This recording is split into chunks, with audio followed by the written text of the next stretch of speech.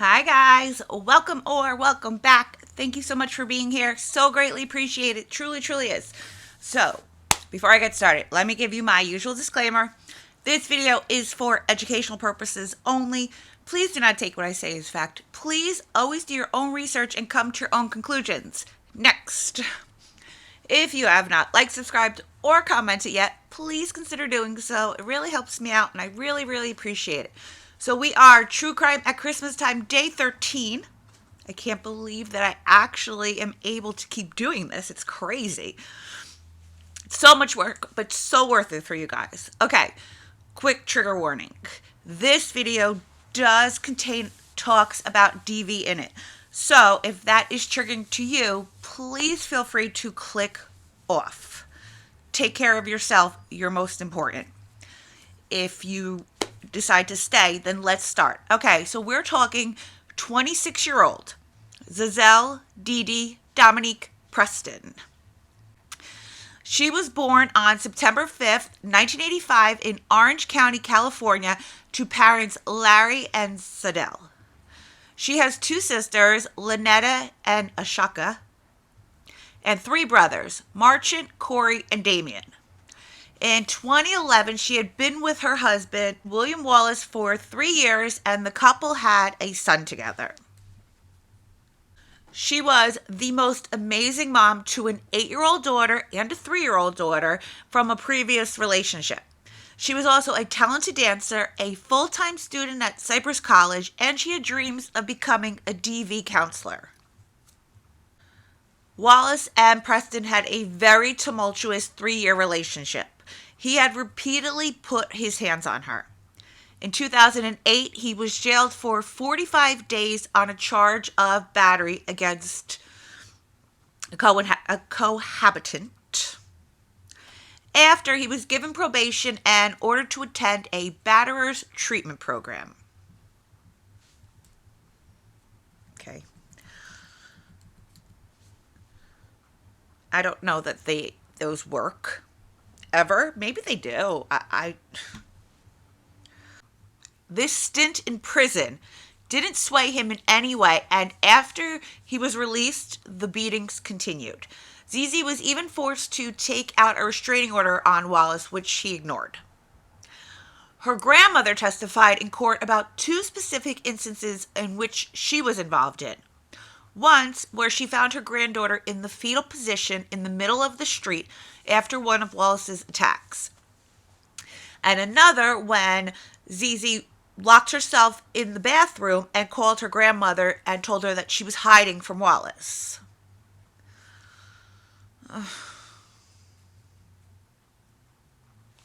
Friends of Preston begged her to leave him, but they say she was in way too deep. She loved him, and because she loved him, it was easy for him to manipulate her into taking him back.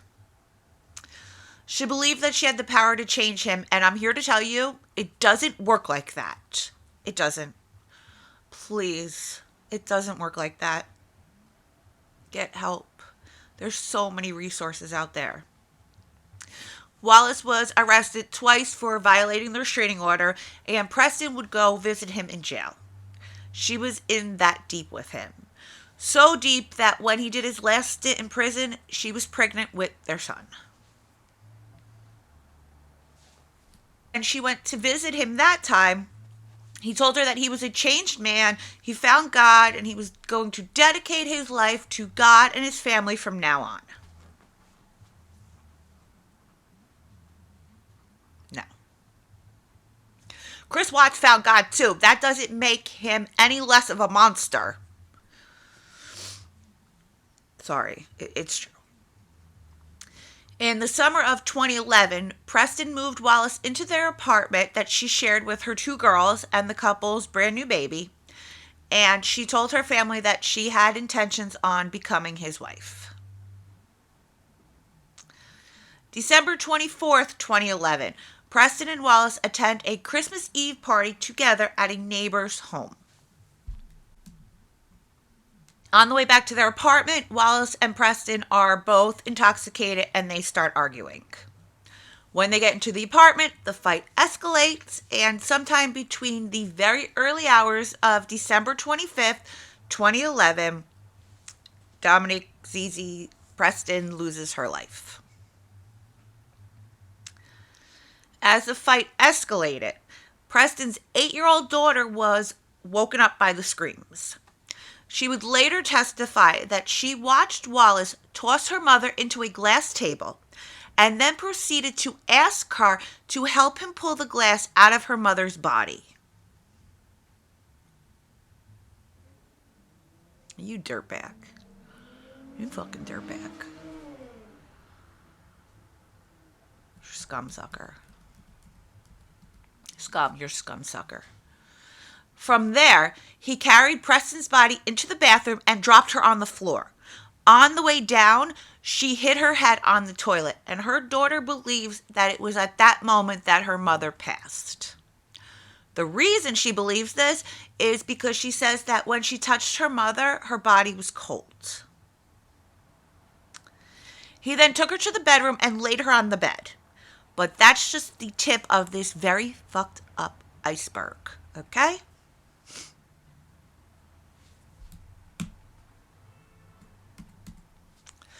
The next morning, Christmas morning, the 8 and 3-year-old wake up to open their presents from Santa. Wallace walks into the bedroom, which, by the way, he slept in the bed with Preston's body.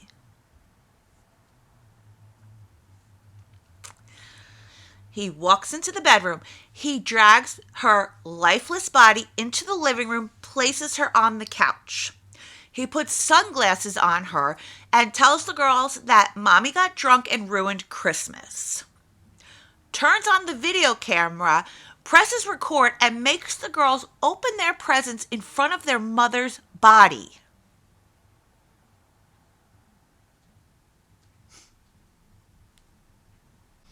I told you guys, these keep getting worse and worse and worse. Her daughter would later testify in court that she remembers touching her mother's body and it was rock hard. She goes on to say she called out mommy, but that her mommy didn't answer her. Oh my God.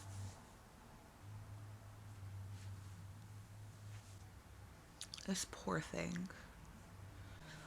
That same day, he would later speak to Preston's grandmother via telephone, where he told her that they gotten into an argument the night before and that he tossed her around a bit.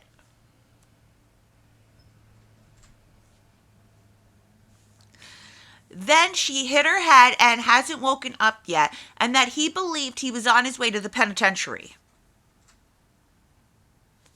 Police were called, and when they arrived at the home, they saw something straight out of a horror movie.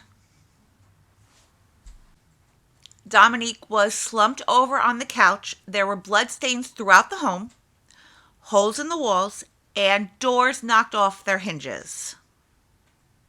Wallace was arrested and charged with first-degree murder and placed on a $1 million bail. In March of 2021, almost a decade after Preston's death, Wallace's trial will finally begin. His version of events is sickening on every single level. And it just proves that this man, and I say that lightly because if you put your hands on a woman, you're not a man. Let's get that straight. You know, I get heated. If you've been around here long enough, you know sometimes I get really mad. This is one of those things where I'm really mad. Sorry. He's a complete monster. All right, this is his bullshit version of events. He claims that Dominique started attacking him, biting him, and hitting him. During the attack, she drunkenly stumbled onto the glass table. He says he reached out to try to help her, but that he couldn't. He claims that's what the 8-year-old witnessed. Him trying to catch her, not trying to push her like she testified. Let's not forget that if this were true, which I suppose it could be, but if this were actually true, then why would you sleep next to her dead body, prop her up on the couch, drop her on a toilet, and put sunglasses on her. Tell the kids that mommy ruined Christmas. Oh, wait, and not call 911. Okay. The jury didn't buy what he was selling either and came back with a guilty verdict. Wallace was sentenced to 15 years in prison. This includes the 9 years he served while waiting for his trial to begin. So at this point, he's more than halfway through his sentence.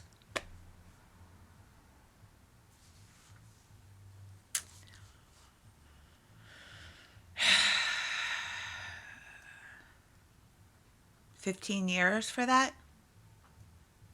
With those babies in that house? What you did to them? You have 15 years? Are you kidding me? That's bullshit. Sadly, this isn't even the end of the story. Because after Preston's death, a custody fight starts between Preston's mother and stepfather versus her 40-year-old sister.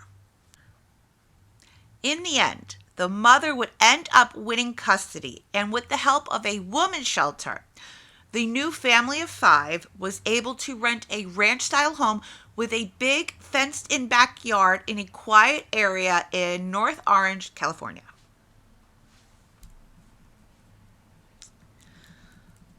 Okay. So a typical weekday would go as follows. Grandma would get up at 4 a.m. to feed and change the baby. The older girl would get up at 6:45 a.m. and Grandpa would drive her 18 miles to school. Grandma would start the household chores and get the younger girl up and dressed for school. In the afternoon, Grandpa would leave and go pick the older girl up from school. The kids would come back home, they would play in the backyard, do their homework, read a book, and they would be in bed by 8:30. So I know to like a lot of us, this seems pretty typical, right? But we need to remember that these people are in their 60s and they got them, these kids were infants, really. One was an infant, one was 4, and then the 8-year-old. So they're babies. So they have a long time to go before they can start taking care of themselves. Grandma did an interview where she spoke about how hard the first few months were. She says the girls would wake up at 4 a.m. with nightmares stemming from the trauma that they had experienced. And they also began lashing out. Grandma recalls a few instances. Once, she said that they were at the park and the 4-year-old walked up to her and said, "Will you get your ass in the car? I'm tired."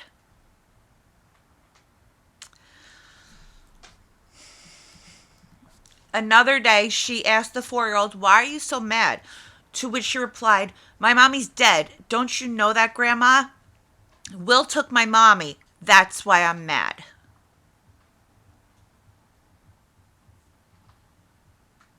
These poor babies.